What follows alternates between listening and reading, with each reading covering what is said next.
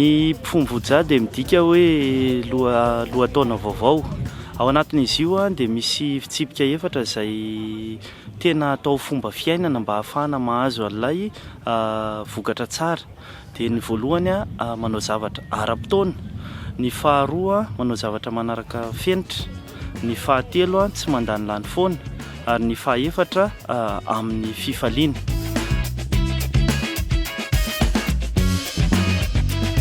Ao anatin'izy io moa zany dia miresaka velaran-tany kely eo amin'ny 420 metatra tora-droa. Dia ao anatin'izy io no manao ny famokarana.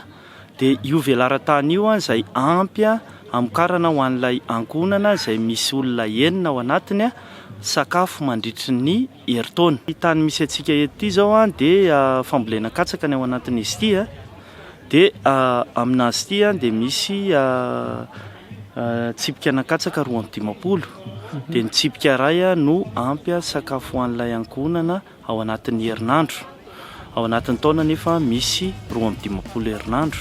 Izany hoe ilay 250 tsipika zany no miantoka ny sakafon'ilay ankohonana ao anatin'ilay 250 herinandro.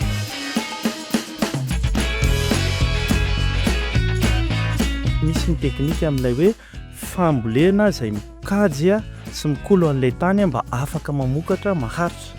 Dia ny voalohany tsy miasa tany, ny faharoa mampiasa rakotra eo ambonin'ilay tany, dia ny fahatelo manao fanodinam-boly ao anatin'ilay izy. Rehefa hoe tsy asaina ilay tany dia tokony ho rakofana zany izay mifanaraka amin'ilay izy, satria ilay rakotra dia miantoka an'ilay fitazomana ny hamandoanan'ilay tany aloha ny voalohany indrindra.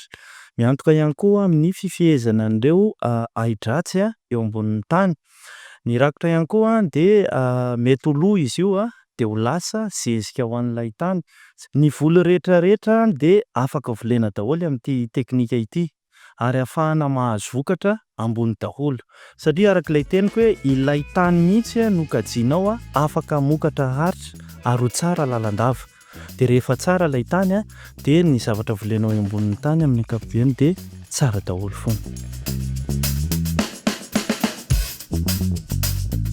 Ny teknika zany dia anisan'ny atao hoe teknika anankiray izay anampy be dia be any Madagasikara amin'ilay tanjona apetraky ny fitondram-panjakana amin'ilay hoe fahavintantena ara-tsakafo, satria izy ity arak'ilay efa noresahana hoe ny fanaovana azy ity dia mampiakatra avoarona telo eny an'ilay vokatra izay mety ho azo.